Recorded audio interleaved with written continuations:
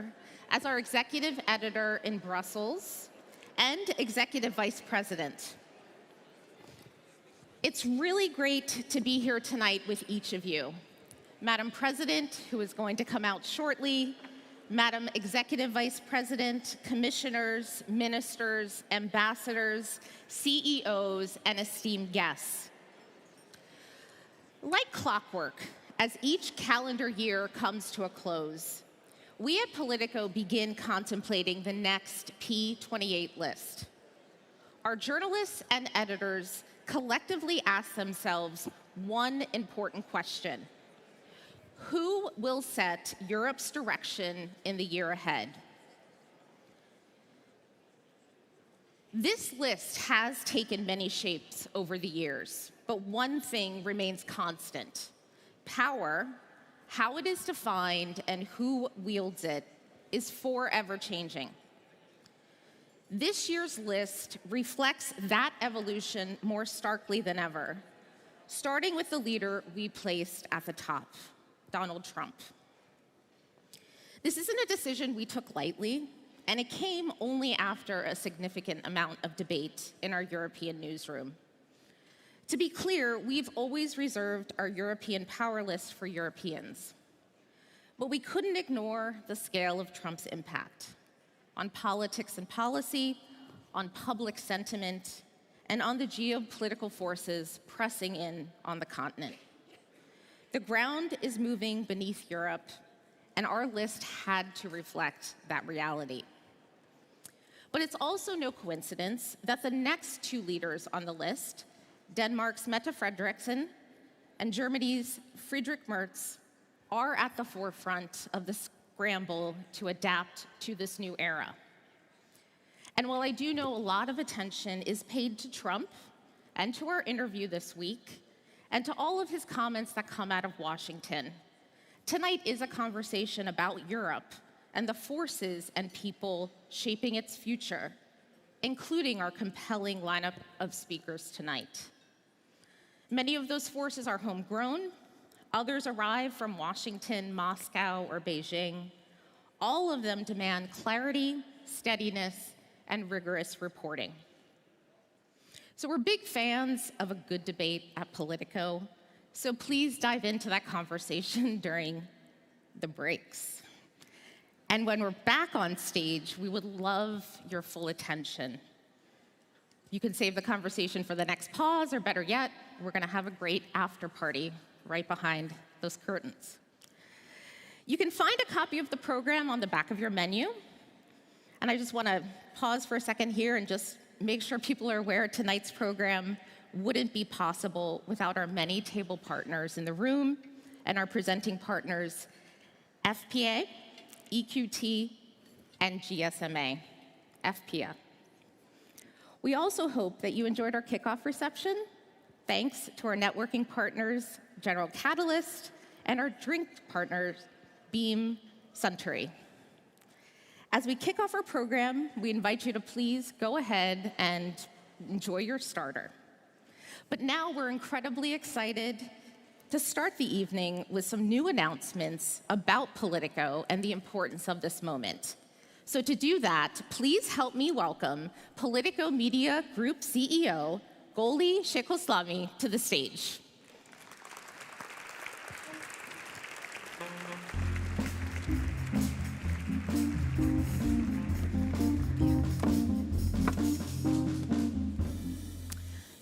Thank you so much, Carrie. Madam President, Madam Executive Vice President, commissioners, ministers, ambassadors, CEOs, and esteemed guests, I am delighted that so many of you have joined us for our annual gala. While tonight is a festive occasion, the work we are all about is serious.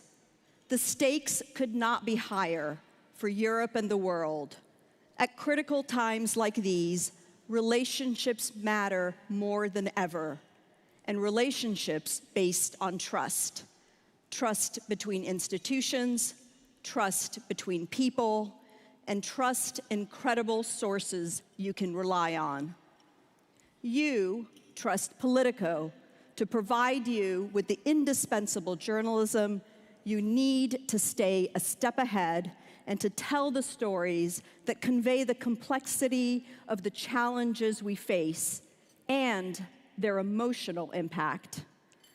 Like the story told by Politico of 16-year-old Vlad and his friends, Ukrainian teenagers taken by Russians from their schools and streets, forced into re-education camps ringed with barbed wire, where children were locked in basements, beaten, and held in 2-by-2 meter isolation units. Vlad and his friends refused to break and eventually made their way home. Yet tens of thousands of Ukrainian children remain unlawfully kidnapped and held by Russia in barbaric conditions. Vlad's story gives perspective to our months of reporting that has led us to this moment.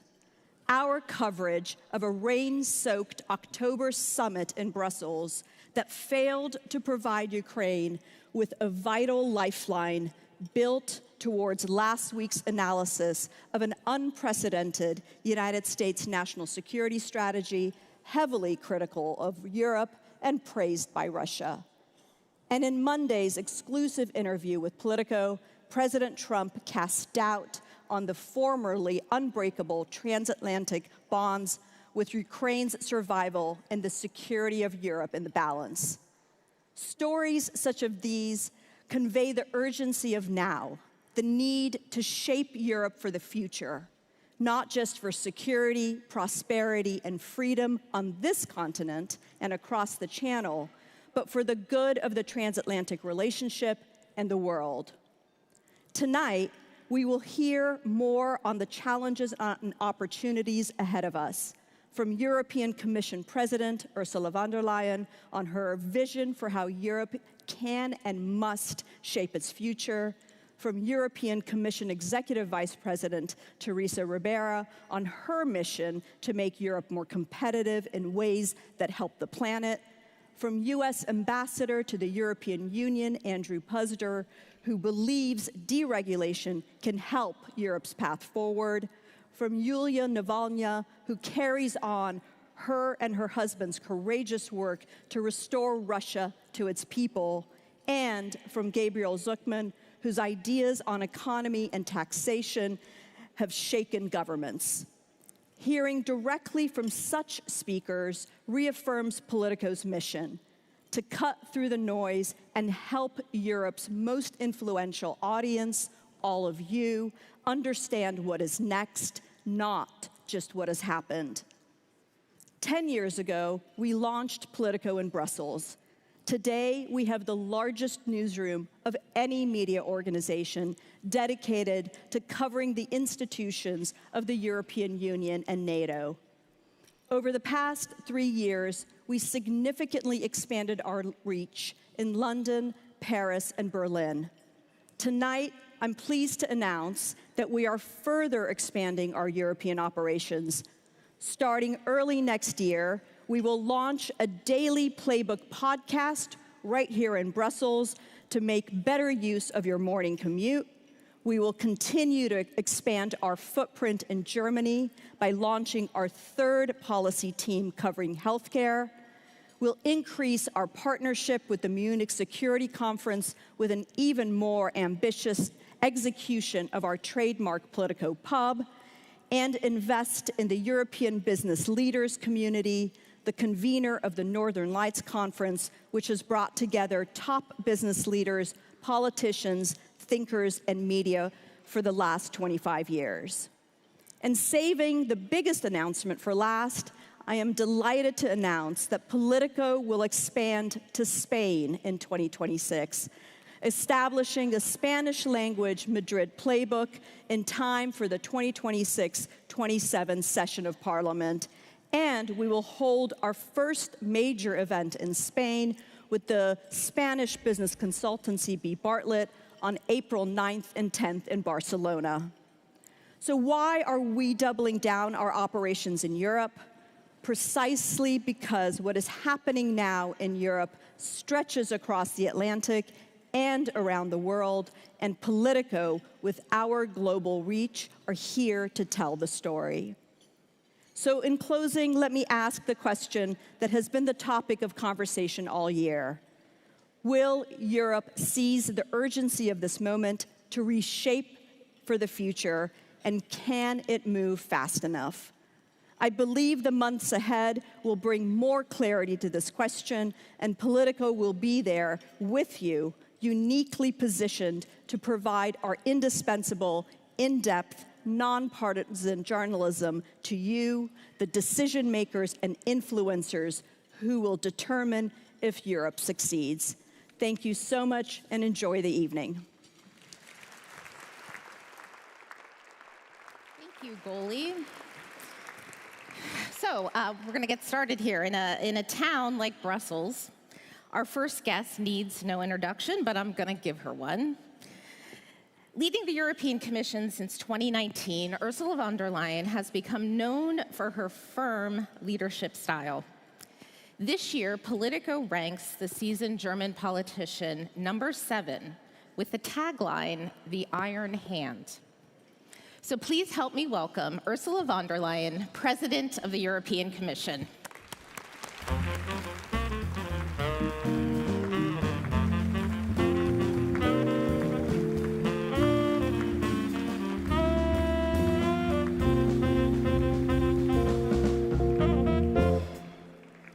Welcome. I know it's for us little people, it's maybe a little bit tough, but it's great to have you here, Madam President. I do want to start with a question very much on the minds of the people in this room. Will there be a funding agreement by next week for Ukraine to keep the fight up in Russia? Or in Ukraine against Russia, of course.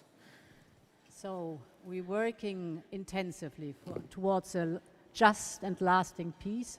And I emphasize just and lasting because this peace agreement should be such a solid peace agreement that it does not sow the seeds for the next conflict immediately. The negotiations about the agreement are moving forward. That is good. And the 20-point plan is taking more and more shape. I think the most difficult topics are, on one hand, the territories, and this is something which can only be decided by President Zelensky and the people of Ukraine. Mm-hmm. The second most important topic is the security guarantees. These have to be very robust security guarantees. As I said, they have to make sure that there is a lasting peace, mm-hmm. and we always speak about the steel porcupine that Ukraine has to be so that it is indigestible for any potential invader. Okay.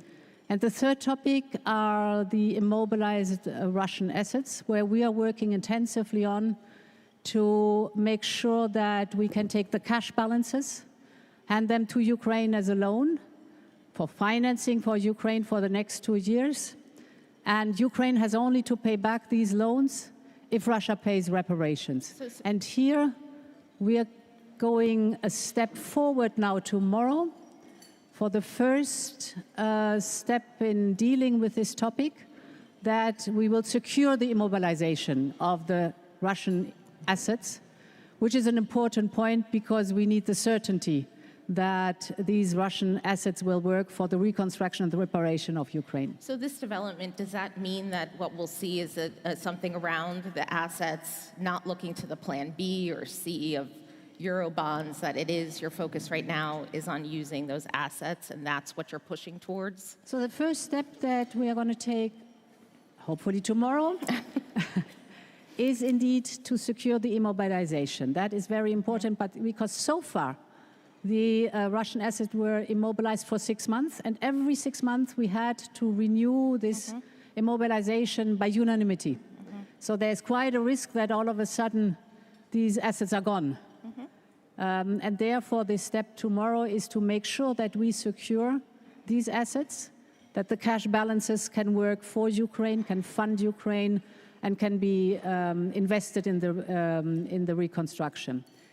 A second step is then how are we going to use these cash balances? And indeed, as you said, the financing of Ukraine, this is going to be decided in the following week at the European Council. We have quite advanced. It is very innovative. It is qualified majority voting that we have to do there. We have to take into account, and we are working on intensively, in dividing or distributing the risks that goes along with that, that at the moment Belgium is carrying on broad shoulders of the whole of the European Union. But this is a second step. What's your level of confidence right now that Belgium will come around? Look, to the point of view that you're pushing? We are working day and night with Belgium. I must say it is a very constructive work. This is not trivial. This is absolutely innovative. It's never happened before. So, and of course we understand the concerns of Belgium, and it's just intense work. I think we've advanced quite a lot already and taken in their concerns and respected them in the proposal. But the next days will show whether we come to a final agreement. Let me ask you, if the European leaders, if you fail to reach an agreement next week, do you worry that President Zelensky in Ukraine will be forced into accepting a peace deal or some sort of peace deal that is not favorable to them? I think it is extremely important, as I said, that this peace agreement does not sow the seeds for the next conflict. I mean, we've seen this in 2014.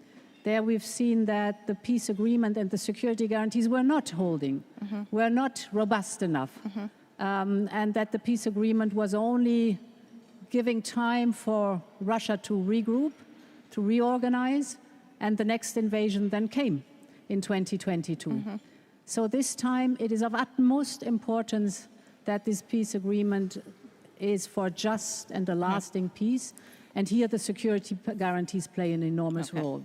You know, I wanted to, you started your most recent State of the Union, State of the European Union speech on a pretty urgent note, saying Europe is in a fight. That you also asked whether Europe had the stomach for the fight and the political will to compromise. You're now 3 months on. It's been a pretty, eventful, some would say pretty tough 3 months trying to get to a place where you can keep Ukraine in the fight. So I'm wondering, are your fellow European leaders falling short of what you think this moment demands? No, the opposite is the case. I mean, if you just go one step backwards and look at the overall picture, the 6 years now that I'm in office, it started with a pandemic. The pandemic was barely over. We had in 2022 the invasion of Russia in Ukraine. A severe energy crisis was following. And now we are really focusing laser sharp on improving our competitiveness. We have to have a huge surge in defense we are working on, and we have to reduce our dependency. So it's a whole program. And here I must say, the leaders, for all of us is very clear, none of these challenges or none of these crises could have been managed by a member state on its own. But at 27, that's the fantastic part about the European Union, at 27 we can move mountains. We have proven this with the vaccines. We have proven this with the energy crisis. We are working together intensively on the capital market now to improve our competitiveness, innovation, digitalization, all these topics. At 27, we can move mountains. On the Ukraine itself, though, your question was focused on Ukraine. It was about Ukraine. Yeah. I mean, which is. But here too, if I may. Yeah. Please, no, go ahead. No, I mean, that is what I wanted to ask. Like, then I was focused pretty on Ukraine, and then how would you sort of explain this inability, to get to this point? We had, Mark Rutte today with pretty urgent words as well that, Europe needs to prepare for a war with Russia. Do you agree with that? That this continent is on the cusp of that? Looking at Ukraine, Russia invaded Ukraine in February 22 with a goal to take Kyiv in 3 days and Ukraine in 3 weeks. Yeah. Putin completely failed. now we are in the 4th year. And in the last 12 months, he advanced by 1%, 1% only of the territory. So we are in the 4th year of a war of attrition. He's maneuvered himself in.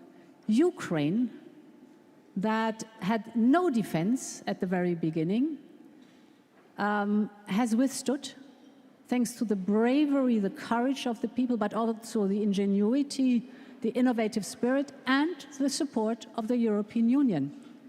Because Europe, over all these years, has supported Ukraine financially, 185 billion euros, 66 billion of this are military support.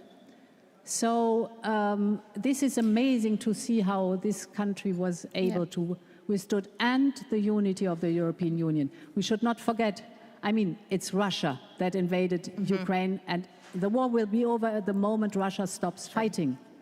So, on the issue of defense readiness, quickly, I guess, but I'm wondering, you've warned that Europe is not quite prepared for the security environment it faces. Obviously, you're doing a lot of things to move to that place. I'm wondering how many years it will take for Europe to be fully capable of defending itself.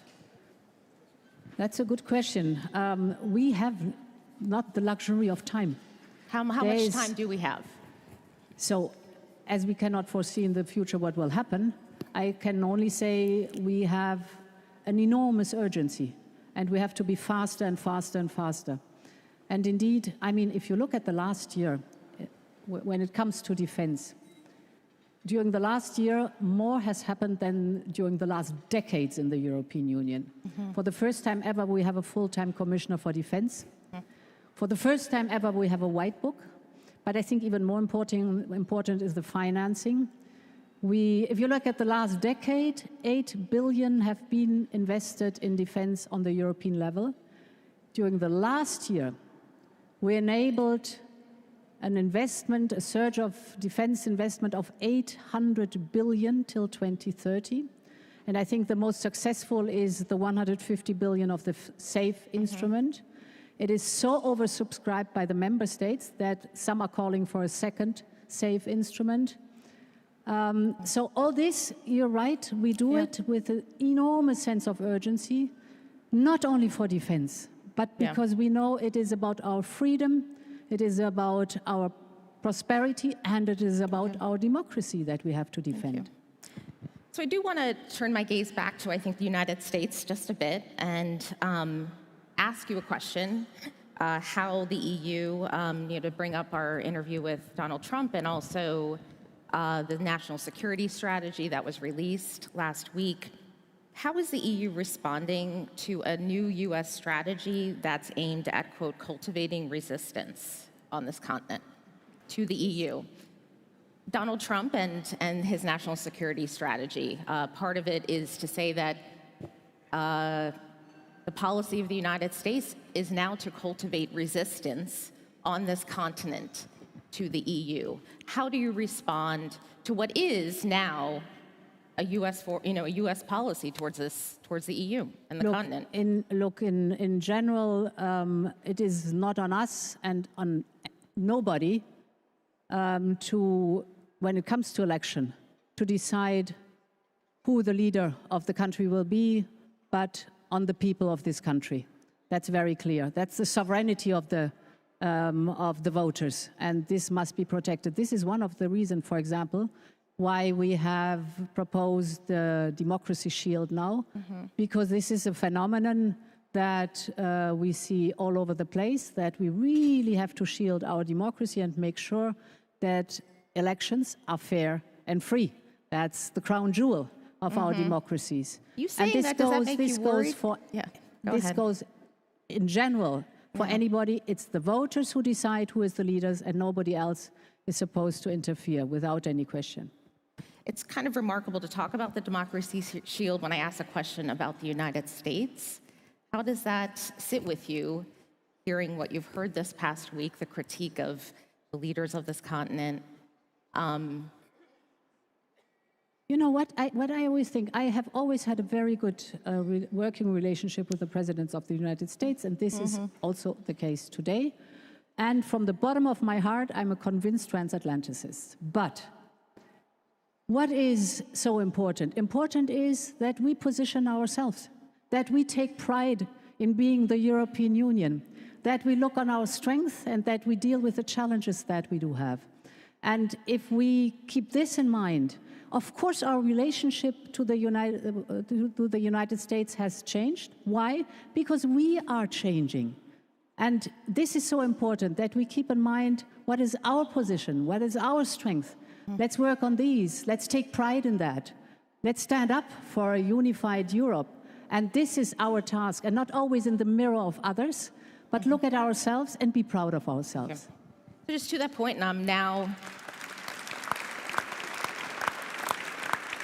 as you can see, President, I'm now a good 3 minutes over time, but I do want to ask you before we move on, just look ahead to 2026. What is the one thing that you absolutely want the Commission to deliver on next year? Well, if I would not be serious, I would say I would love if the Commission enables it that I have a little bit more sleep. But on a very serious note, if you ask about the Commission, then as the guardian of the treaty, it is competitiveness, prosperity, democracy. But if you look at the wider topic, there from the bottom of my heart, I'm wishing for peace, peace in Ukraine. I often think of these poor people since 4 years now, every day, every night, this harassment and this terror that they experience, and the incredibly steadfastness that these people have proven. So peace is what I'm wishing for 2026. Okay. All right. Thank you. All right.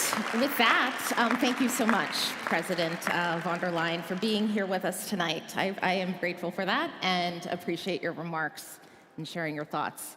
At this point, we're going to take a break while dinner is served. Please enjoy your meal, and we'll be back after the party.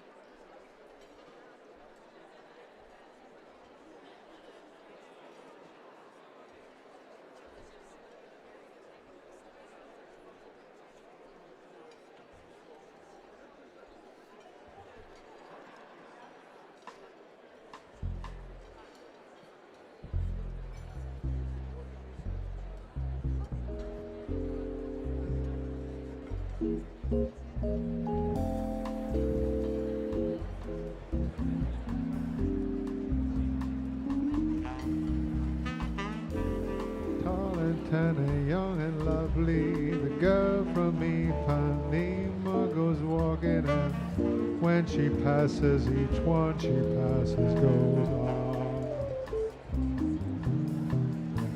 When she walks, she's like a samba that swings so cool and sways so gentle, and when she passes, each one she passes goes on.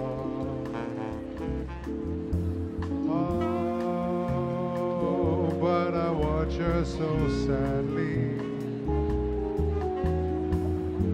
How can I tell her I love her?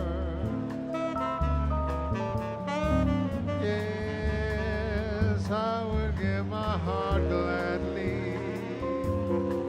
But each day when she walks to the sea, she looks straight ahead, not at me.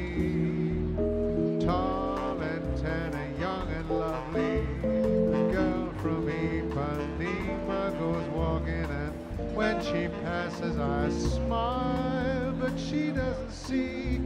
No.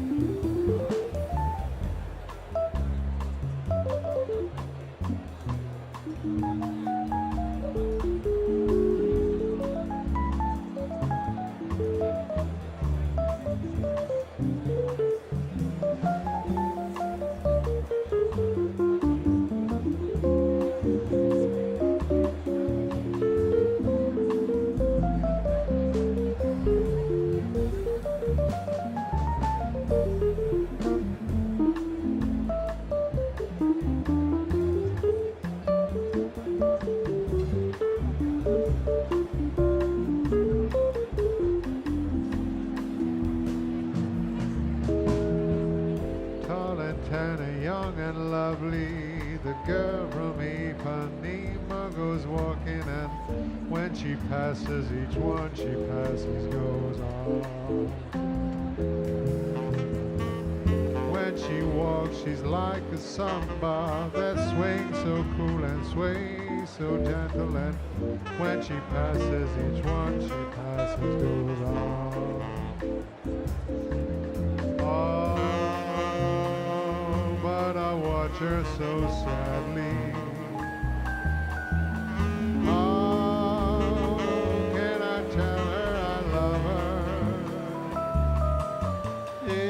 Yes, I would give my heart gladly, but each day when she walks through the sea, she looks straight ahead right at me.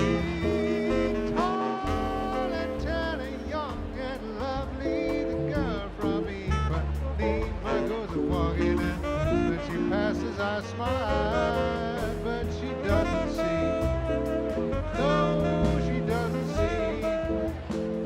She keeps staring at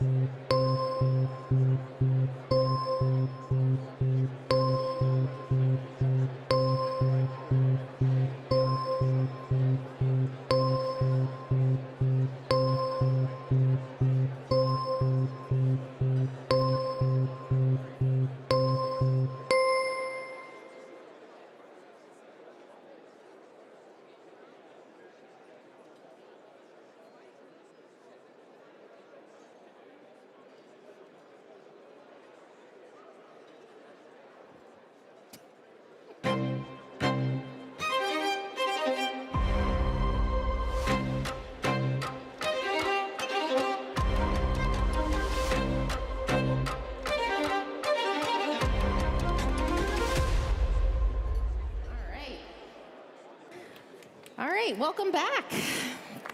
Thank you, thank you. Welcome back to the Politico 28 Gala Dinner, looking ahead to the power players shaping Europe's political agenda in 2026. Since August, Andrew Puzder has served as President Trump's man in Brussels, representing the U.S. administration's interest here at the heart of the EU. He comes to the role after a long career as a businessman and executive, and he couldn't be here at a more pivotal time for Europe and the transatlantic relationship. We're looking forward to hearing his thoughts tonight. The ambassador will be sitting down with Dasha Burns, Politico's White House bureau chief. She's also the Dasha Burns that interviewed Donald Trump just a few days ago, so she has some interesting perspective to bring. So please help me welcome her and the ambassador to the stage.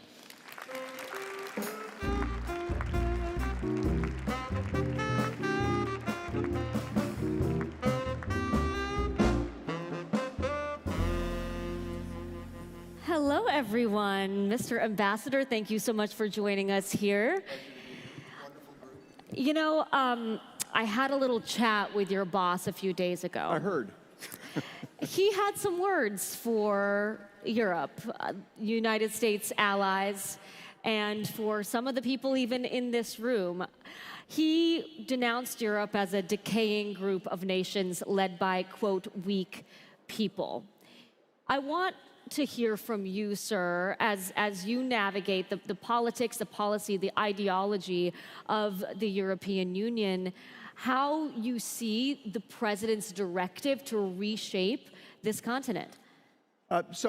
When I originally read the news reports on the national security strategy, I thought, oh my God, this thing's pretty bad. Then I actually went and read it, and read the section on Europe, which I would point out to everybody is called Proposal for European Greatness. It wasn't called, something like, we want to dump Europe, we don't like Europe. It was more, if I can paraphrase President Trump, it was more make Europe great again than it was let's desert Europe. Then if you read down... MAGA? Mega, yeah, be mega and mega. Then you go down a sentence and it says that Europe is structurally and culturally vital to the United States. You go down another sentence, it says our transatlantic trade transatlantic trade relationship, which is the largest in the world by far, with the EU and the United States, is a pillar of the global economy and American prosperity. Well, if you're talking about Europe as vital to the United States and as a pillar of American prosperity, you're really not talking about separating from Europe. You're talking about Europe as an ally you would like to see become stronger, Sir, I think, economically. Are you offering some reassurance to the folks in this room who were concerned about this relationship after what the president had to say? Yeah, but I just would encourage anybody. Look, the document's 28 pages. It took me an hour to read it. And the section on Europe is like 2 pages. Just read it. It's not, what you're hearing is not reflected in the actual document. I just encourage you to take a look at it. Well, I've read it, sir, and it is a pretty significant departure from the posture of the United States towards our allies in the past. The position to see, as Carrie Budoff-Brown said earlier on the stage, a cultivation of resistance to Europe's current trajectory and a real involvement from the United States in the politics and policy of Europe, which traditionally the U.S. has tended to stay out of. Yeah, I think the major area, look, an economically weak Europe is not in Europe's interest, and it's not in the best interest of the United States. It's not in the best interest of Europe. Do you think Europe is weak at this moment, sir? Economically? Yeah, I think Europe's got real problems economically. If you look back 14 years ago, just 14 years, nominal GDP in Europe was ahead of the United States. Now, this year, the IMF says it'll be about 20% below. And if you include the UK, if you exclude the UK, you're looking at 30% below. And the industrial giant of Europe, Germany, has GDP per capita last year that was below that of the state of West Virginia. West Virginia is the 49th lowest state on GDP per capita. If you look at France, Spain, Italy, I'll throw the United Kingdom in just for balance, and the EU generally, GDP per capita is lower than the state of Mississippi, which is the 50th lowest U.S. state. That just shouldn't be. That's just, Germany's much stronger than that. Germany should be a powerhouse, but they're losing business to China. They now import more from China than they send there. Their manufacturing levels are down to 2005. Startups that become successful here go to the United States because the regulatory environment is killing them. So you've got a regulatory framework here that is just smothering businesses and has been for years, and you're now seeing the effect in the economy, which is why, President von der Leyen, by the way, what an intelligent, articulate, charming woman. She's, and President Trump agrees with that. He likes her as well. But that's why she talks about competitiveness and simplification. Professor Draghi came out with a report that said Europe's just not competitive, and also used some GDP comparisons. But does the president's trade agenda have the potential to further harm Europe's economic prospects? I don't think there's a country in the world that would have the openness to U.S. markets that Europe will have once we get a final trade agreement. And in fact, once the trade agreement was signed, this was this summer, we had a framework agreement signed in August. And it's not a done deal just yet. We don't have a deal yet, but the United States went to zero tariffs on planes and plane parts, on generic pharmaceuticals, on natural resources like cork that we don't have access to, and took the car tariffs down from about 40%, where he had taken them to 15% at the request of the Germans. They had asked, we'd like the tariffs to come down. We did all that, and by the way, the tariffs on the United States haven't changed one iota, because there's a process here you have to go through in Europe. It's very slow, and it's frustrating for the United States. We'd like to see the deal move forward and get implemented, and I think it would be good for both countries. I think one question on the minds of a lot of folks in this room and beyond is, does this administration see the EU as necessary? Well, yeah, the president wouldn't have sent me here, I don't think, if he thought the EU was unnecessary. He sent me here because of my business background. He's a good friend, a good man, and asked me to come be the ambassador to the EU to work on these economic issues, because with my business background, I would have a better understanding of how these issues would affect the economy here overall, and could represent the interests of American businesses. And you end up, when you represent the interests of American businesses, particularly with respect to deregulation, you also represent the interest of the European businesses, who often come to see me and say, God, can you help us with this regulatory maze that we're facing? So I do think the president believes it's relevant. And like I said, we have the largest trade relationship in the world. Getting this trade agreement done is incredibly important, and I actually think President von der Leyen did a very good job negotiating with the president. Before I let you go, and we're a little over time here, can you send a message to the people in this room, to the Europeans that are paying such close attention to everything that the president is saying and doing, so many things that you are saying and doing? Can you be the sort of transatlantic translator here and explain to folks here what you take away from the president's message to me just earlier this week, when he did share some very harsh words for Europe? I think the president would like to see a Europe that is capable of defending itself, that is able to help the United States across the globe when we deal with bad actors in different places. I think he'd like to see a strong trade partner that we can both benefit. All of that requires a strong economy, and some strong words about things that need to be corrected are not completely inappropriate. I will say he met with Prime Minister Starmer, President Macron, and Chancellor Merz like yesterday or the day before, and his comment was they're very good leaders and they're good friends. So it's not, he doesn't have a disdaining opinion for everything about Europe or everyone in Europe, and I think he would very much like to see Europe be the dynamic, vital, just imagine if Europe became this center of Western civilization within, 500 or 1,000 miles of us, these incredible accomplishments that have lifted the world, lifted Western civilization and humanity as a whole. Wouldn't it be great if this part of the world, instead of deciding it was going to be the world's regulator, decided once again to be the world's innovators? If you're the innovators, your economy is going to grow, GDP per capita will grow, you'll be stronger in the world, and you'll be a much better trade partner and ally to the United States. So it's in all of our interests. Mr. Ambassador, thank you so much for being here, for answering many of our questions, and thank you all for joining us as well. Thank you, Dasha. After you. Thank you very much, Dasha and Ambassador Puster. I'm joined on stage by my colleague, Marion Solite. We've been debating all night about. My name's I'm not gonna let everybody in on this, but Solite. Marion is Politico's editor-at-large in France and the author of this year's P28 list. Welcome, Marion. Thank you. I brought Marion on here because I think it's a good opportunity, before you introduce us to the next guest, I want to talk about the P28 list. You were the person on behalf of Politico who led the curation of this list. What stands out to you most? It's a tough assignment. I would say, obviously, as you've already discussed, the fact that the number one on the list is not a European this year won't have escaped anyone. I think, we first when we first considered putting Trump at the top of the list, we never really came back on that idea, and that was because we couldn't really find any leader having a bigger impact on Europe now or in the months to come. And maybe we'll be proven wrong. That's part of the fun. More broadly, if you look at the 27 other nominees, I think what's very striking is really the crumbling of the kind of traditional political order in Europe. Obviously, polarization, radical figures really breaking through on the left and on the right.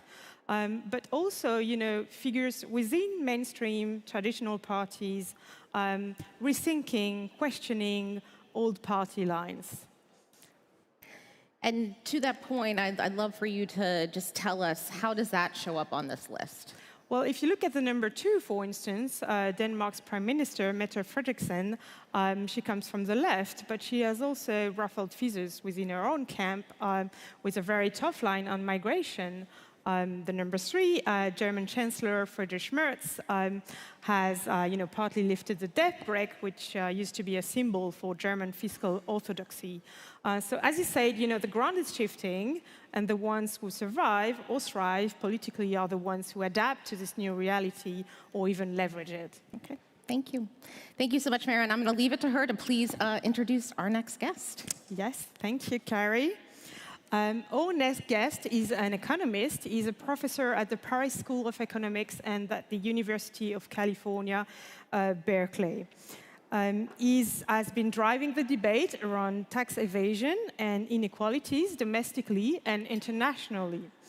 His latest proposal for a 2% tax on households worth more than 100 million euros has put him front and center to the budget debate in France. But he has made headlines long before that in the US during the 2020 campaign, working with politicians like Bernie Sanders and Elizabeth Warren. Please help me welcome on stage Gabriel Zucman, Director of the EU Tax Observatory.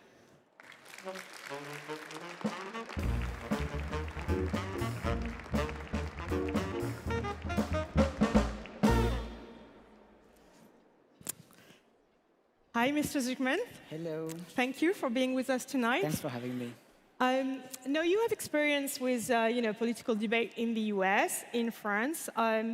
Tell me, which one is the craziest, French or American politics? Both are crazy in different ways. What I particularly like with US politics is the ability to make new figures emerge very quickly. Think of Zoran Mamdani, for instance. Nobody knew about him you picked that a year coincidence. ago.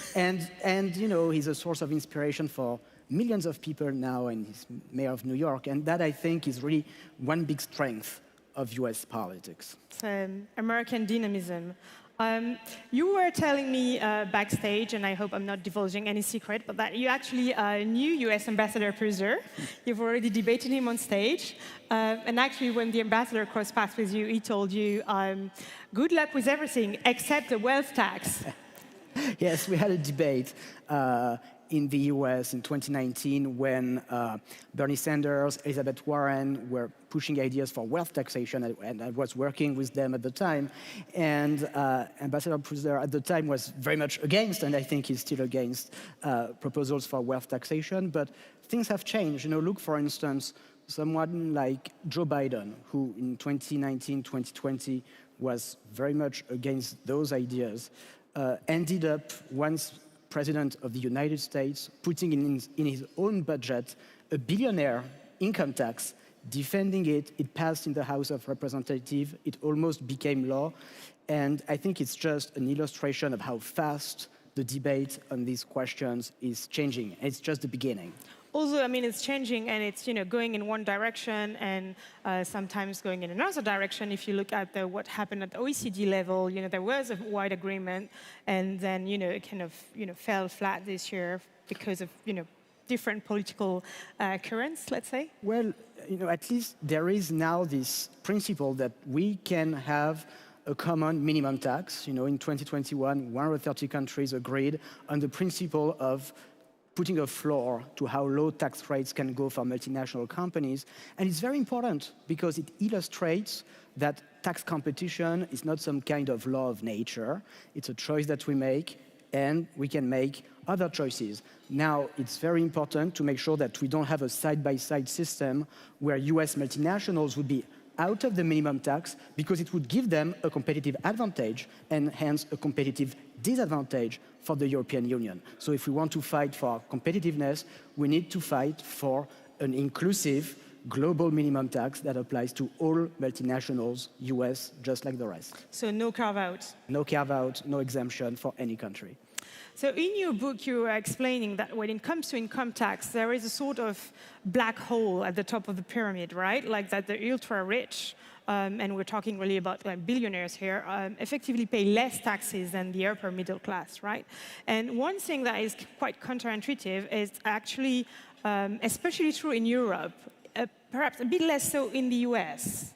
That's what I read in your book. Yes, and it was shocking when we, the research community, understood that, which is that US billionaires, the US is not famous for its high taxes on the rich, and yet they end up paying more tax than European billionaires. Because here in the EU, the effective income tax rate for the super rich essentially is close to 0%. They, almost all of them, avoid the income tax by using holding companies, to such an extent that all taxes included, our billionaires in the EU pay twice as less tax than the average taxpayer in our countries. Okay. It's perfect timing to have this debate because the EU is currently thinking through its long-term budget. And it's fair to say everyone is looking for fresh money. So maybe you have suggestions. I mean, how big of a pot of money are we actually talking about here if we take like a European scope, like EU? You have ballpark figures for tax evasion when it comes to Europe? Yes, I think, look, there are at least two priorities. And number one, there's a lot of money that can be generated by ensuring that billionaires pay as much tax as ordinary taxpayers. With a minimum tax of 2% on the wealth of the super rich, this would generate about 65 billion euros in tax revenue for the EU as a whole. This is according to the computations that we made with my colleagues from the EU Tax Observatory. And there's no reason to wait. We're talking about the wealthiest people in society and those who also are the least taxed. So what are we waiting for? Why do we tolerate this anomaly to continue? And second, there's also significant revenue that we can get by fighting tax evasion, and in particular tax evasion by multinational firms. There's 1 trillion euros in profits that are shifted each year away from Germany, from France, and so on, towards Bermuda and low-tax places. If we tax that money, we can get about 200 billion euros globally in additional tax revenue. So one very common argument against your proposal that has been raised in France is that it will discourage, start-upers, innovators to be entrepreneurs and, to start their own company because they will be taxed on their shares of the companies. What do you respond to that? Well, that really doesn't make a lot of sense because innovation does not depend on just a tiny number of wealthy individuals paying zero tax. We innovate, millions of us innovate, not just 1,000 billionaires. And the notion that someone, age 20, 25, would be discouraged to create a startup, to innovate in AI because of the possibility that once that person is a billionaire, he or she would have to pay a tiny amount of tax. Look, who can believe in that? That really makes very little sense. One last question, but we talked about the US and we listened to the ambassador. You might have seen that we had a wide-ranging interview with Donald Trump where he heavily criticized European leaders, and he said the US economy was doing great. As an economist working across the Atlantic, what's your assessment of the economic situation there? No, I think these stories about the US economy doing much better than EU, by and large, are mistaken. If you look at productivity, productivity per hour worked, meaning GDP divided by the number of hours worked, it's the same in the EU as in the US. It's 60 euros per hour, corrected for differences in purchasing power parity, and it's evolving at the same pace. It's true that nominal US GDP is growing faster, but that's because there's more inflation in the US. The price index is growing faster. Population is also growing faster. Once you correct for that, the US is not doing better. Let me just add that one of the big parts of the explanation for why the US has a higher GDP per capita is because the top 1% is extraordinarily rich in the US. Now, if you look at average income for the bottom 99%, the vast majority of the population, there's also much less of a gap between Europe and the US. Okay. Thank you. Thank you very much for your time. And I'll welcome back Carrie on stage. Thank you, Mr. Zickman. Thank you. Thank you, Marion. All right. Coming in at 17 on the P28 list is Teresa Ribera, first Executive Vice President of the European Commission for a Clean, Just, and Competitive Transition. As the second most powerful person in the Berlaymont, Ribera isn't shy about her position on the EU's digital market, competitive edge, and what it will take to protect that. Sitting down with the Executive Vice President is Politico's own Zoya Sheftalovich, fresh from Australia, our new Chief EU Correspondent. Help me welcome Zoya to the stage.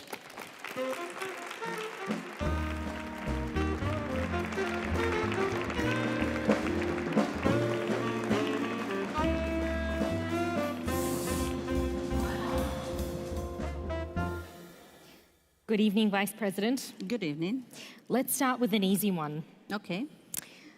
What is the biggest mistake the EU has made since you became a None. European Commission None, Vice President? None. None. Everything That was very perfect. easy. No, I mean, something that we have missed is to celebrate today the 10th anniversary of the Paris Agreement. I expected you to celebrate the multilateralism, the climate action, and the engagement to a much more fair world. No, I think that the European Union has gone through a complicated year.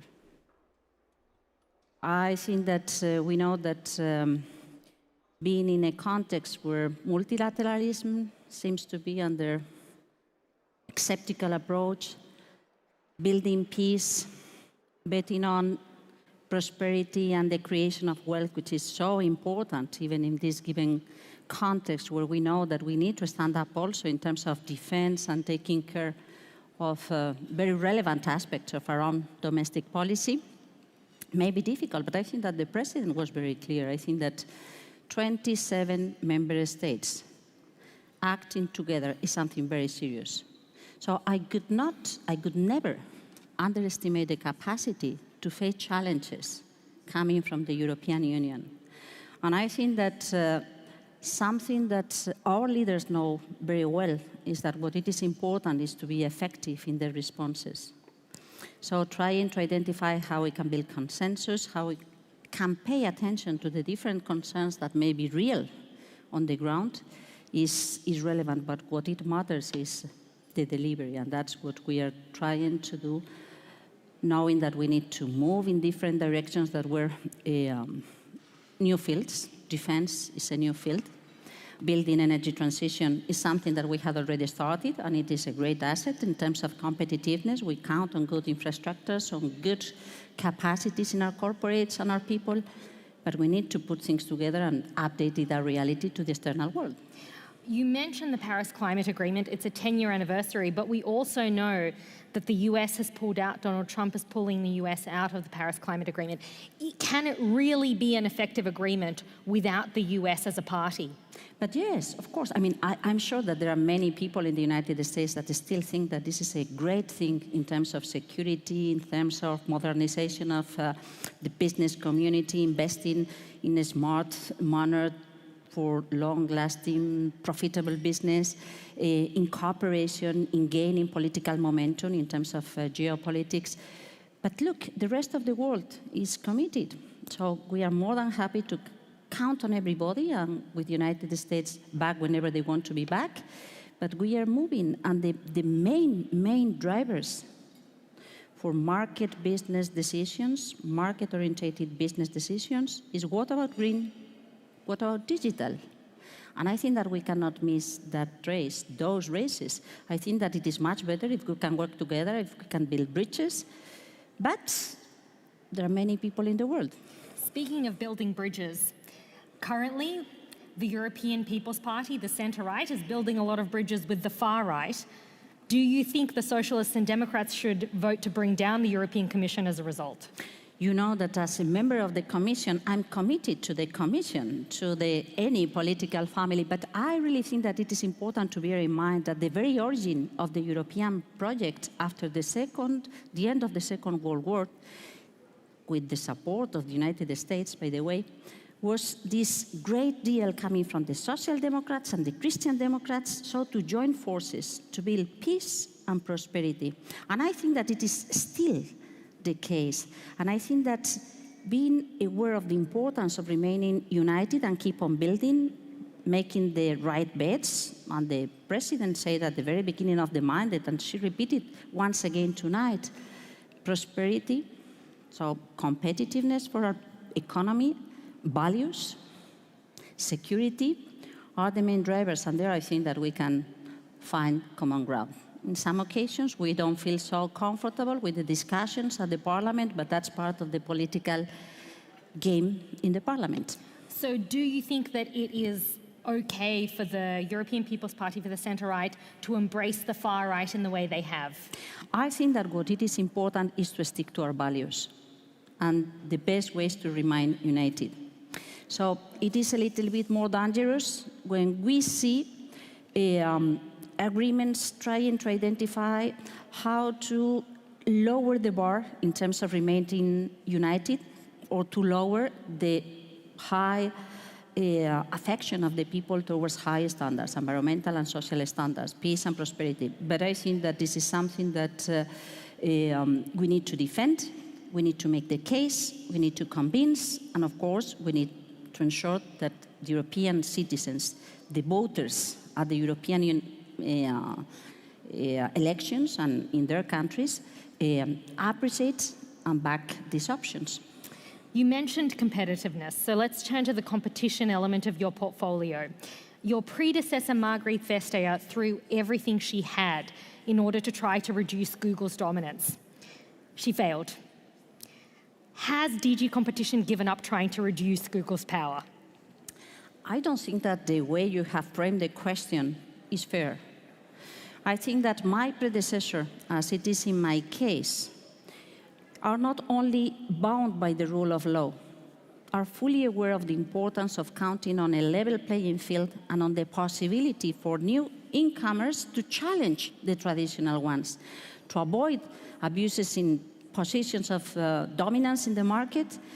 And yes, coming back to this notion of green and digital being the main drivers of prosperity, but also the risk to accumulate such a big power that it may distort many possibilities to keep on creating wealth through new incomers. By the way, in many cases, small startups coming from the United States saying, hey, it could be good if you enforce the competition tools also in the European market to ensure that we can have a chance to be developing our products.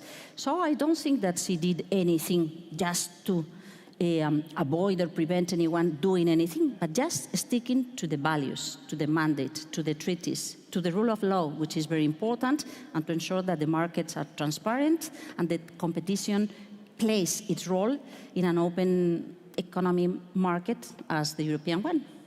Final question. You've said previously, a round of applause. That is the Danish competition table for capping.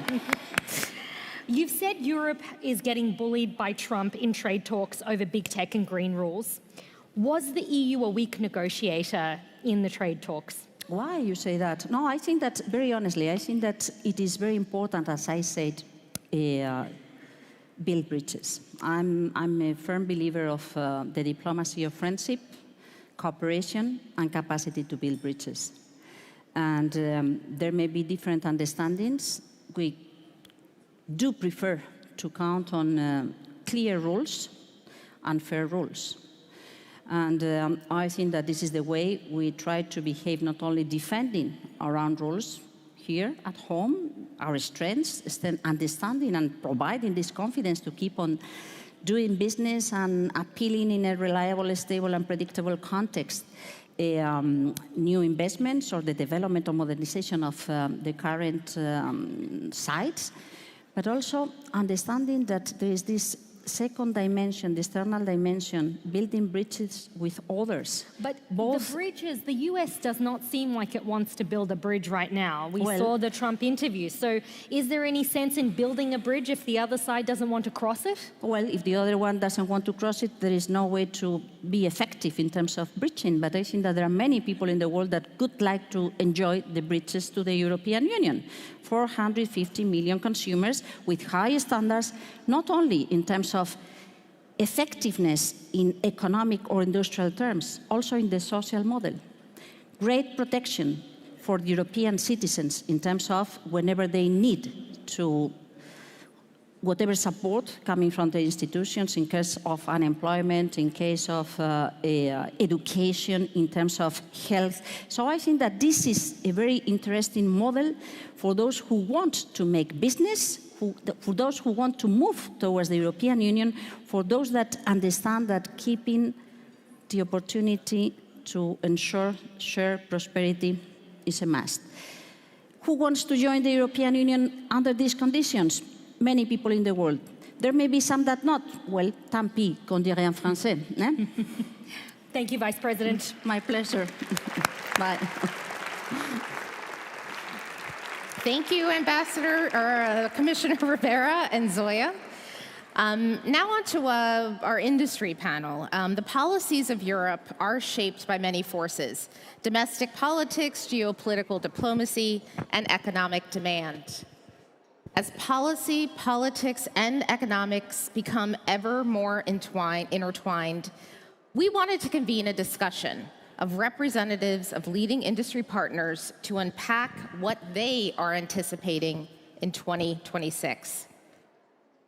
To dive into this discussion, please help me welcome Politico's Senior Executive Editor in Europe, Kate Day.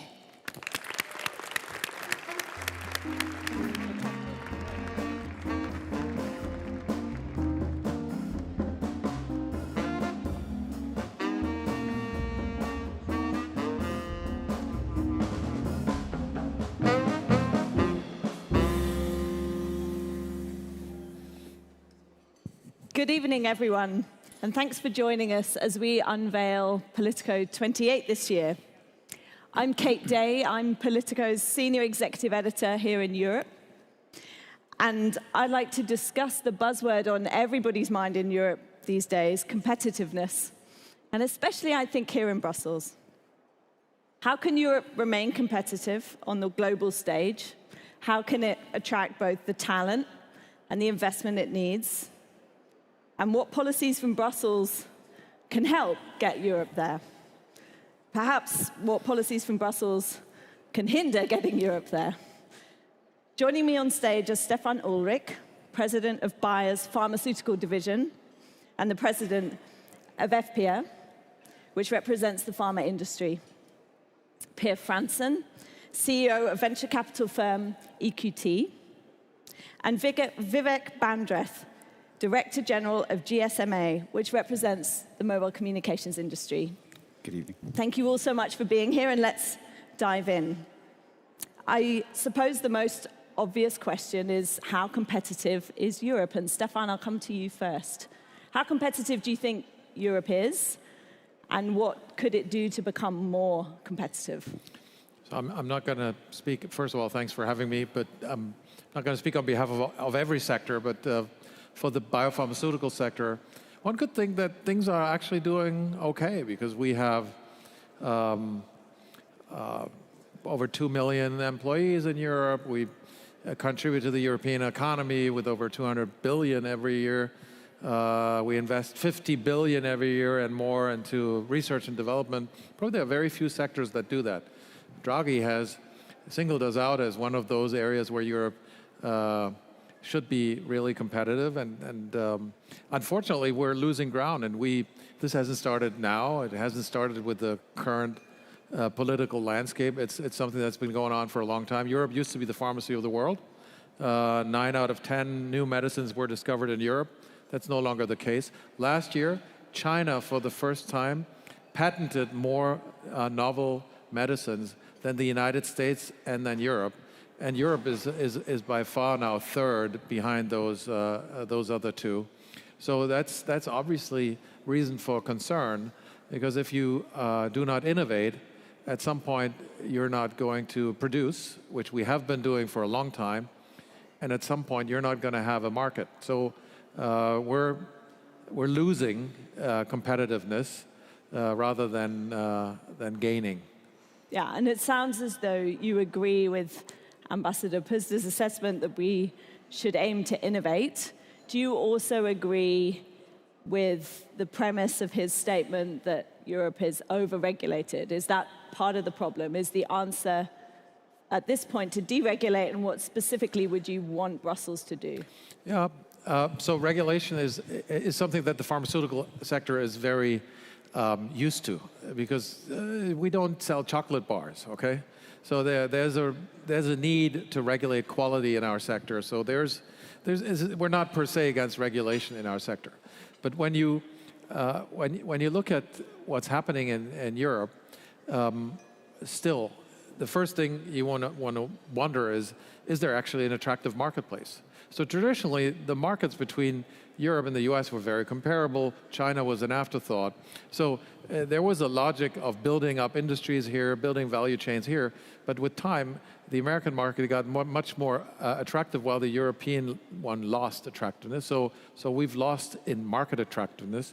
And then in terms of regulation, so to us, it's less about being too regulated. The question is, are the incentives right? And do we have a framework that has the right incentives to invest? And that's, for example, capital markets. We're going to hear hopefully from EQT on this. I mean, capital markets reform lack of that is totally stifling innovation in Europe, and every country does what every country wants. So we're not getting much. Support for innovation, so long IP life for Europe that could be sort of like an equalizer to lower prices is not happening. To the contrary, we need to fight to actually keep the current IP as it stands, like now in the legislation. It just came out today, the pharmaceutical package. Yeah, 5 o'clock this morning. Which we had to really fight to more or less keep IP provisions as they are. When I was saying, like, guys, this has been already make us fall behind the others. So, and we need to fight to keep what we have. This is not going to make us more competitive. So we need to create that framework. And we need to think about looking at healthcare differently, because we're talking a lot these days about demographics and about what's happening to our retirement system. I can only all invite us to also start looking at our healthcare systems, because they look into a very, very similar abyss very soon, and we need to look at this differently. And if we need more outcome-based healthcare, and the best way to improve outcomes in healthcare is to drive innovation, and innovation comes very much from our sector. So So create a more attractive system, accelerate to have a better framework, and ultimately, one thing that gets lost, about 1/3 of medicines that get approved today by the FDA in America doesn't even come to Europe anymore. So how do we guarantee also that innovation reaches our consumer? And if we do all of these other things, so create a more attractive and a more accelerated, better framework, let's not forget that we also serve people in their health. Yeah. Here, I want to bring you in because you have a perspective on certainly investment, investing in more than 200 companies in Europe. So tell us, how competitive do you think Europe is, and where do you see the main challenges that Brussels may be able to help address? Exactly. So our perspective is that, it's a fact that over the last 50 years, the US has produced close to 300 companies with a market capitalization of more than $10 billion. During this time, Europe has only produced 14. So that's the starting point. But the good news is that there's hope. My firm, the firm that I'm running, EQT, is one of those 14 companies. So we were started 30 years ago as part of the Wallenberg sphere of companies. And today we're the largest private markets firm actually in the world outside of the US. We manage some 300 billion euros on behalf of our clients. We have operations in 26 countries. And we're the largest actually early stage investor in Europe in technology and healthcare. And what we are seeing in the dialogue and the discussions with our clients is an unprecedented interest to invest into Europe, to allocate more capital outside of the US, right?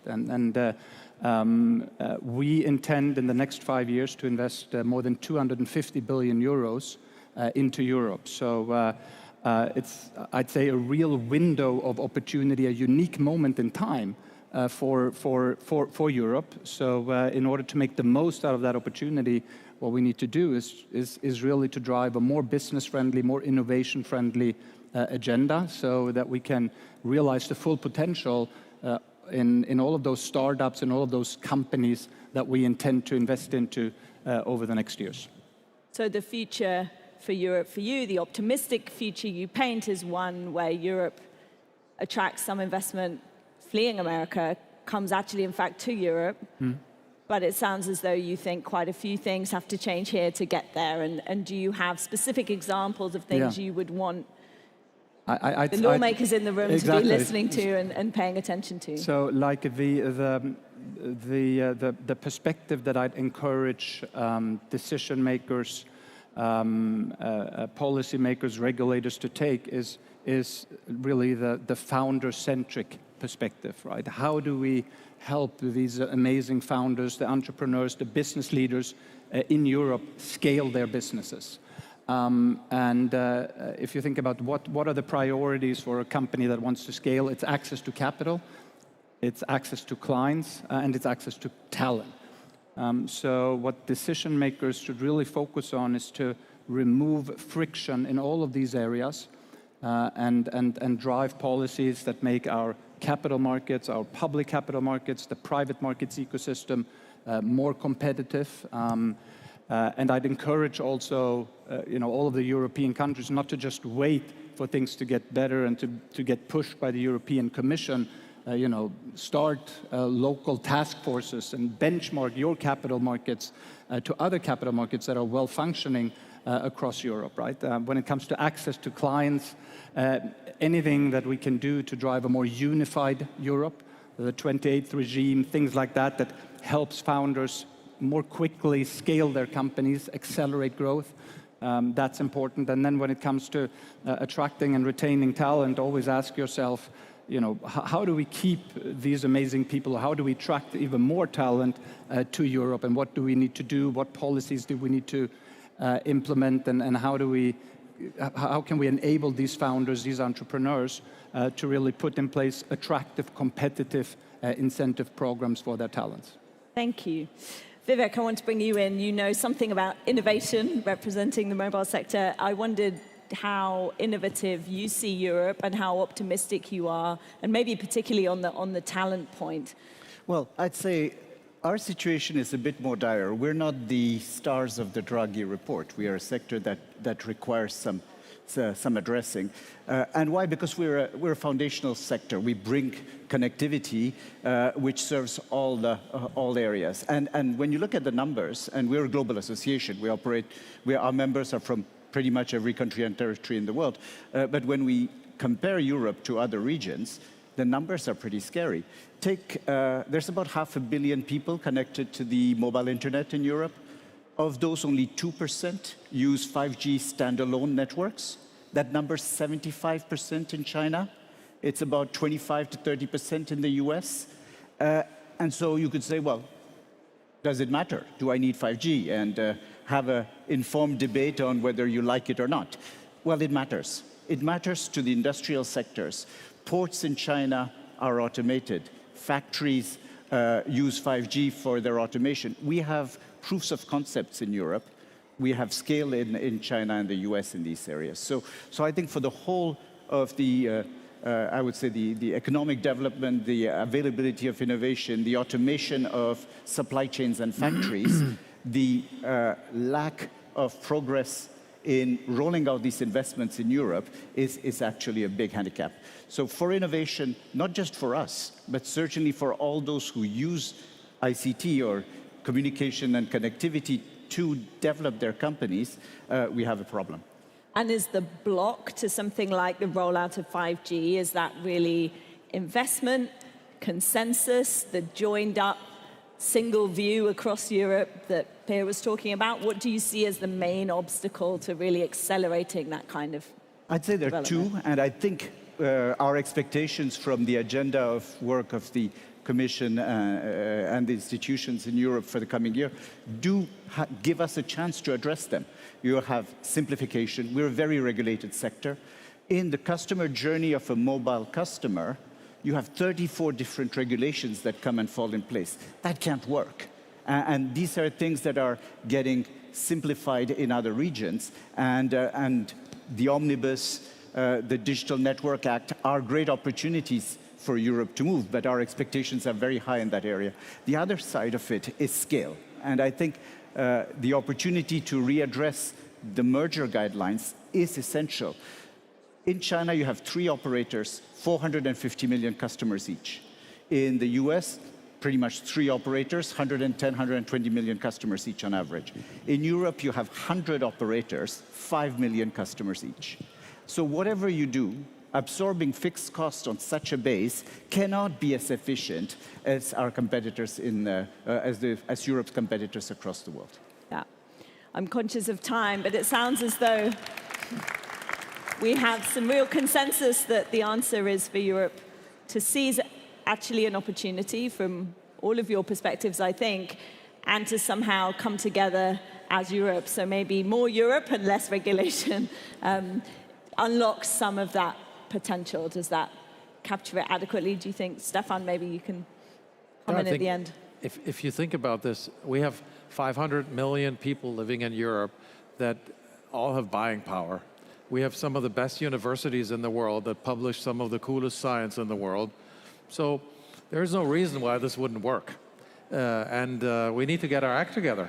And instead of trying to complicate our lives and come up with a new bureaucratic idea, we should come up with ways of how we unleash our forces. I'd agree with that.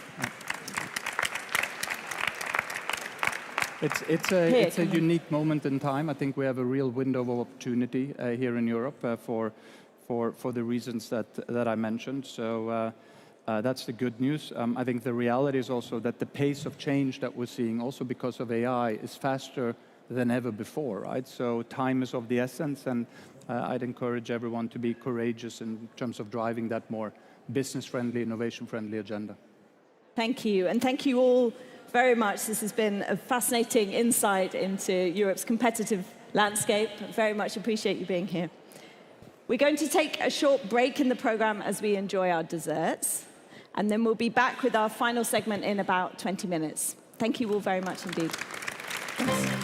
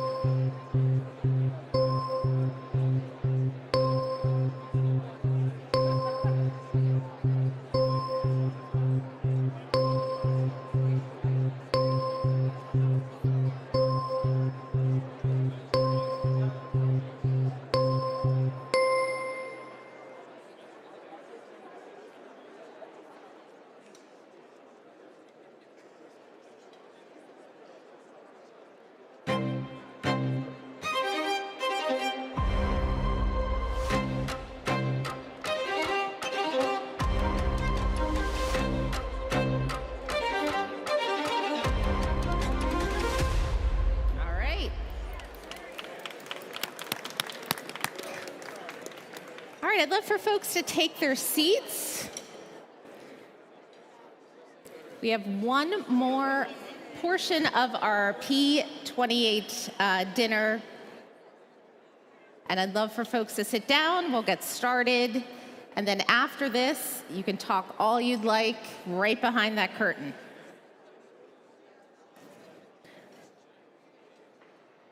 Okay. As I said at the start of the evening, Politico did things differently this year with our list because of forces too hard to ignore. So we wanted to give you all a better sense of how these forces operate and put some things into perspective. So who better to do that than Politico's founding editor and global editor-in-chief, John Harris, and he will be joined once again by Dasha Burns, Politico's White House bureau chief. Please join me in welcoming them to the stage for a conversation.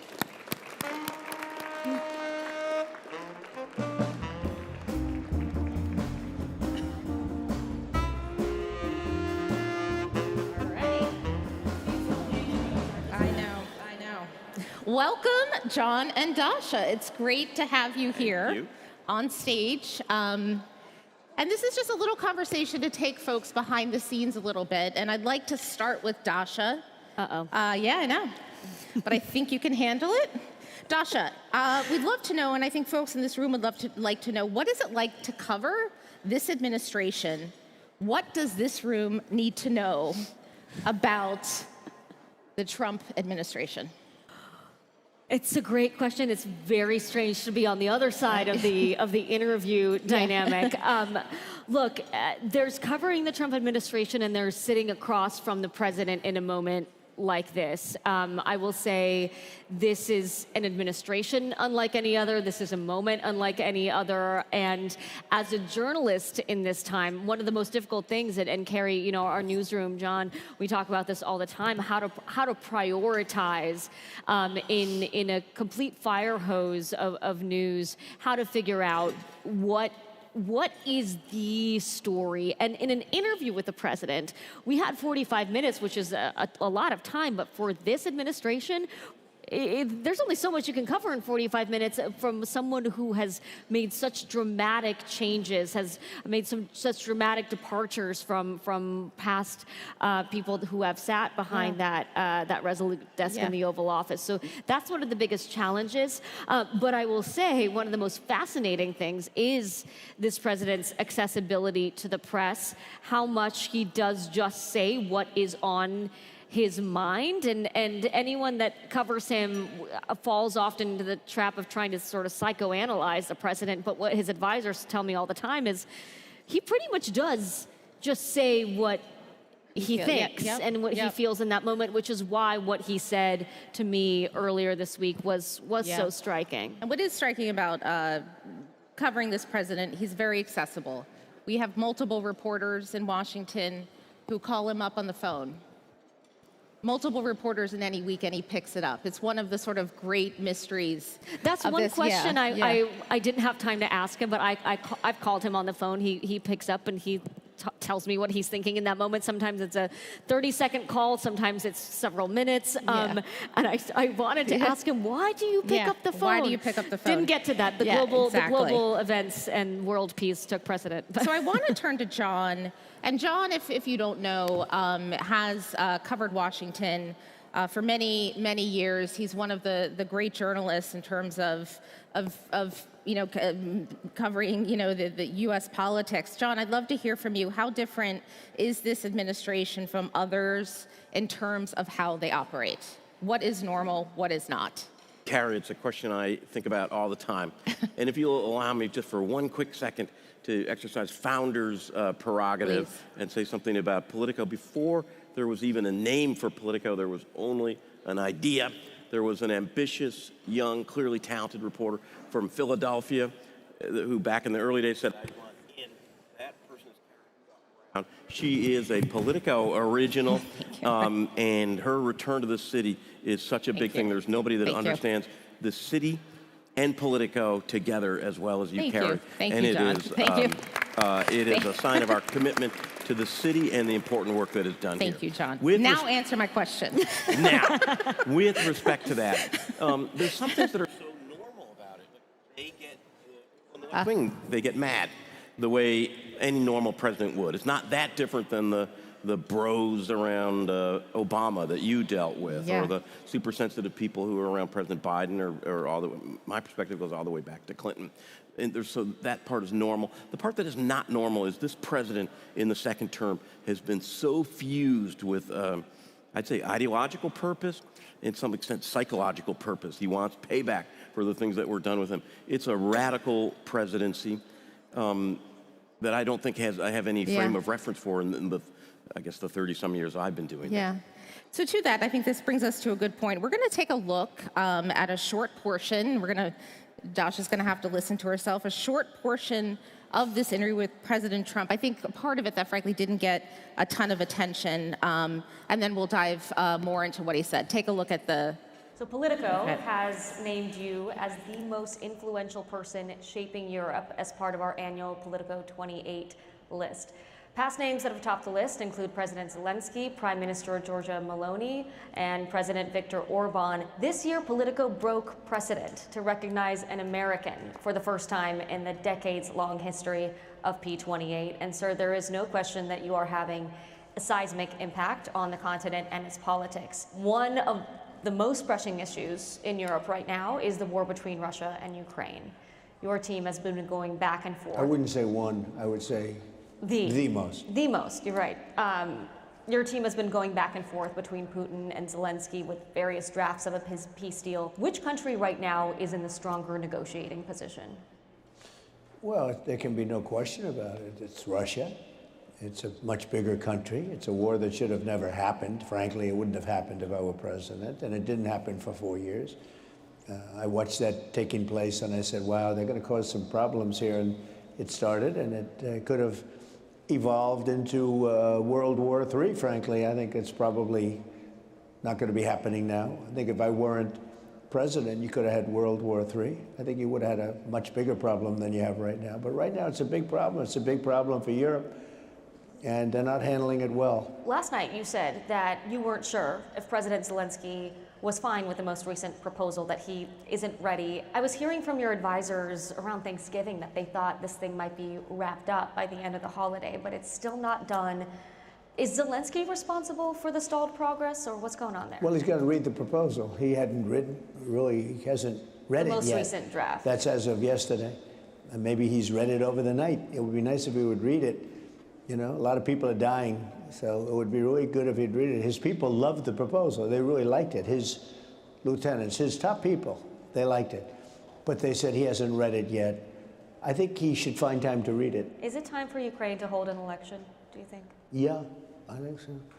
It's been a long time. It hasn't been doing particularly well. Yeah, I think it's time. I think it's an important time to hold an election. You know, they're using war not to hold an election, but I would think the Ukrainian people would, should have that choice, and maybe Zelensky would win. I don't know who would win, but they haven't had an election in a long time. You know, they talk about a democracy, but it gets to a point where it's not a democracy anymore. Thank you. Thank you for sticking with us, guys. What was interesting there is that I think we did see a day later, President Zelensky did respond to President Trump and put forward an idea about holding elections again. What surprised you, or did he say anything in the entirety of this interview? What stuck with you? I think the bluntness, the candor, and I'd say aggressiveness with which he painted Europe as a whole, and also how starkly he said there, yeah, Russia has the upper hand. He said that multiple times in the interview, and for him, there's not a morality to a lot of these policies when it comes to how he deals with foreign. It's not about should the U.S. do this out of the sort of goodwill. It's about brass tacks for him, and he makes that very clear. I'm also, though, consistently surprised. We've been talking for months. Is he going to walk away from this? And he hasn't. And I'm surprised both in this interview and over the course of covering him in this first year of his second term, how committed he has been both to this conflict, to what's going on in Gaza, to now the action we're seeing in Venezuela, all around the world. And I was actually speaking with one of our next speakers, our final speaker, about how the amount of time that he now spends thinking about his legacy and how much he sees his footprint around the world as a piece of that. It is surprising to me, but I think that what happened to him in Butler, Pennsylvania, frankly, was the first moment that I ever saw in covering Trump of him seeing his morality and his what his life and legacy could really mean. And I think that's had a huge impact on how he is conducting himself in this term. I would note for this audience, we both worked at NBC News during that attempt, the assassination attempt, and Dasha was on the scene that day and broadcast live from Butler, which obviously was an extraordinary moment in so many ways for the country. And for the journalists there, scary. It's a moment that I think has been overlooked in a lot of ways, and because so much has happened since, but that for the president and for his team has really cemented a lot of his worldview and approach this time around. John, last question. Tell us, particularly for people sitting here in Europe, what should they take away from what the conversation has been this week, and frankly, for many months, this whole year, to what we're seeing? Well, I think one thing that is true of dealing with President Trump is that he is transactional. He's interested in leverage. So your question to him about who's got leverage, he just gave you a very matter-of-fact answer as to how he sees it. It wasn't necessarily grounded in the right and wrong of what's going on. It's about leverage. And to some extent, that depersonalizes it. And even with respect to you and Politico, a month ago or a couple months ago, he was scolding you on Air Force One. Air Force One. Well, I'm not going to talk with you. You're with Politico. Then, she asked too many questions. And then not long after that, he's giving you 45 minutes of incredibly newsworthy interview. So, he lives in the moment, and I would say, and he's concerned above all with leverage, and probably that's a useful lesson, I think, for anybody who's on the other side of the table with him, and as in many instances European policymakers are. It's just this form of business. One little behind-the-scenes thing I think is interesting, I was reminded of it looking at the video with the flags. We were going to have this interview set up, the flags were going to be behind President Trump. When he walked into the Roosevelt room, with no explanation, he said, "I want to sit there." Where Dasha was going to sit. Seats, and so he insisted on a switch. There was a switch. It wasn't clear why, but he said, "Well, I want to show the Politico is an all-American publication." Actually, yes, and we're a global global publication, and proudly so. I think actually what he was really trying to do was mix things up, throw you off a little bit.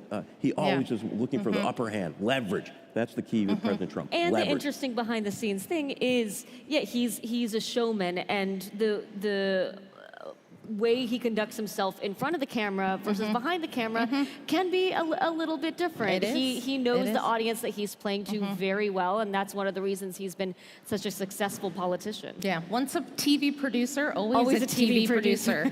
All right, well, thank you so much, John and Dasha, for bringing us those insights from Washington. Please help me thanking John and Dasha. Thank you. All right, and finally, let's turn our gaze back to Europe. Our next guest and our final guest is an economist, a political and human rights activist, and the widow of Alexei Navalny, whose death in 2024 deprived Russia's opposition of its most charismatic leader. He had been serving a sentence of more than 30 years behind bars on charges that he and the EU denounced as politically motivated to suppress his criticism of Russian President Vladimir Putin. Yulia Navalny carries on his work. Applause for John. Yulia Navalny carries on his work describing her movement as, quote, pro-European. But what does a European path actually mean? We are pleased to welcome Yulia Navalnaya in conversation with Politico's executive editor in Germany, Gordon Rapinski.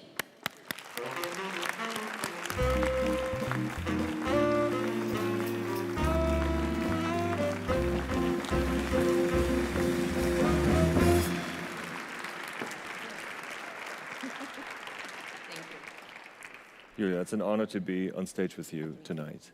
The moment the world saw you on a big stage for the first time, that was Munich last year. And I think many of us, maybe all of us, will remember that moment as one of very, very deep intensity. And I was in the room, and I remember you said the words that President Putin will not run Russia forever. And the Russian population needs hope and a perspective. How do you see that today? The last time is here. Good evening, everyone. Happy to be here on this event. Great event, by the way. You know, I think that taking into account my role now and things what I'm doing, it's very important to have hope in general. I think that it's like, you know, our job responsibility to hope, to believe, and to go forward for this. I really have big hope on Russia. I understand that it's a very difficult moment. It's a very difficult moment for all the world. It's a very difficult moment for Europe. And of course, it's awful time for Russia. But still, as I said, it's very important for me to continue my husband's work. Because he, you know, he was a person who wasn't, who wasn't full of energy. He was full of life. So you can be full of energy today and not full of energy tomorrow. But he every day showed me for many years that never give up. Every day he invented something new. Every day he was trying to show people inside country that we must fight, we must invent something, we must go to the streets, and he was really the best in it in the last decade. When we look at Russia today, we see a country of enormous repression and a extremely difficult situation for the population. How do you think we can spread hope, or you can spread hope to the population when they are so much full of fear of the government? You are absolutely right that Russian people who are against war and against Putin are living in fear that they can go to the street and be arrested just for the words. It's very difficult, of course, to understand it sometimes.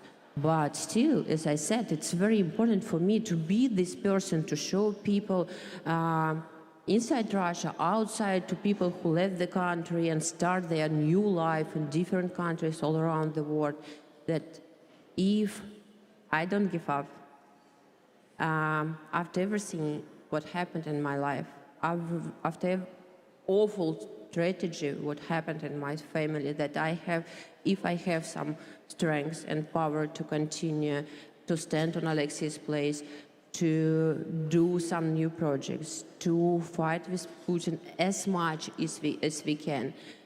So everybody, I think, can.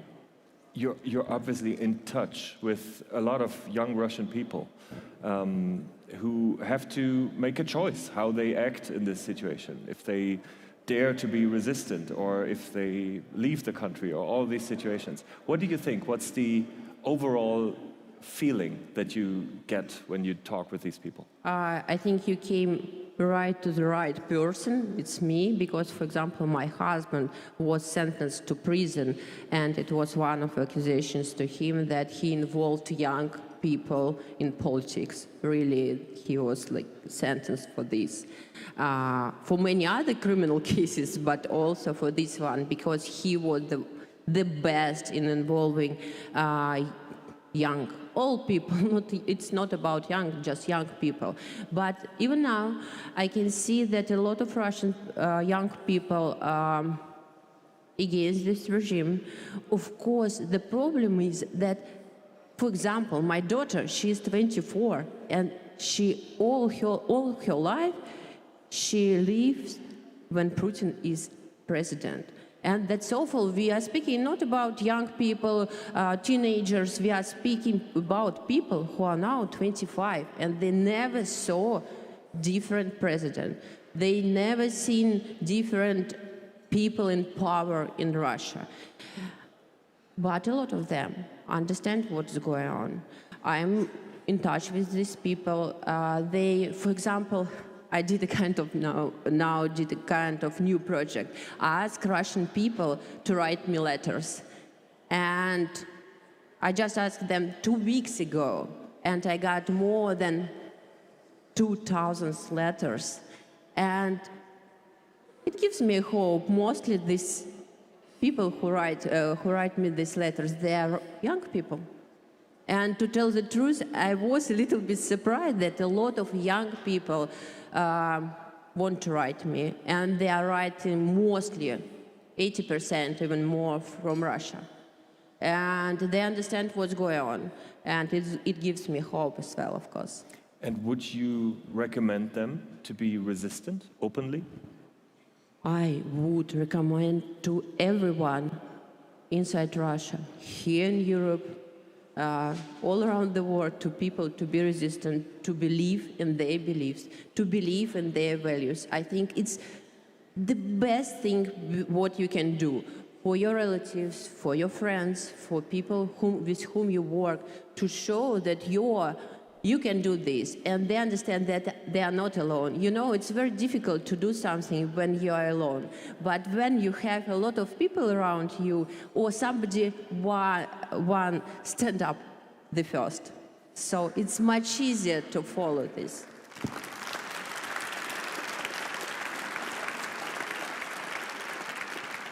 You never chose that role that you're having now. You fell into it almost from a moment to the other. And I assume you would have much preferred to stay in the role that you had before, but now you own it and you embrace it. Was that a decision that you took deliberately, or was that something that was just consequential from You're what you absolutely right. Thank you for that you're following my life. You mentioned Munich. At that moment, when I came to the stage, I just realized that I want to do everything for my husband's legacy, and it's very important for me, of course, personally, for future of Russia.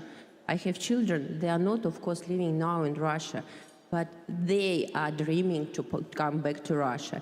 And to make this day as close as possible, to work on this, to do sometimes not a lot of, not something tremendous, but to do every day something. It's very important for me. And at that day, really in Munich, I decided that I will continue the work which Alexei had been doing for so many years. If Alexei would be among us tonight, what would be his message to this room? Well, I would love you all met my husband. He was really somebody. And I think that after what happened with us, you think that we had very tough life. Probably we had this life, but thanks to him, this life, from other hand, was very, very easy, because he was very easy man, very funny man, very charismatic man. That's why I think that some of you, of course, have already heard these words. Just don't give up. Just believe in your values and go to the right direction. Yeah.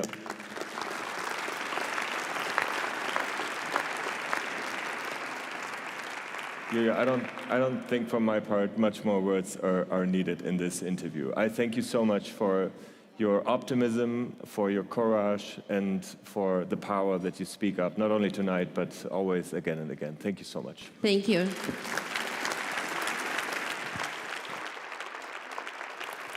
All right, thank you. Thank you, Gordon and Ms. Navalnya. It's a great way to end the night. And thank you all so much to all of you for joining us this evening. We know we've given you plenty to consider as we head into 2026. We'd like to thank our presenting partners for making tonight possible, FPIA, EQT, and GSMA. And thanks to everyone for joining us online and to the entire crew for making this night possible.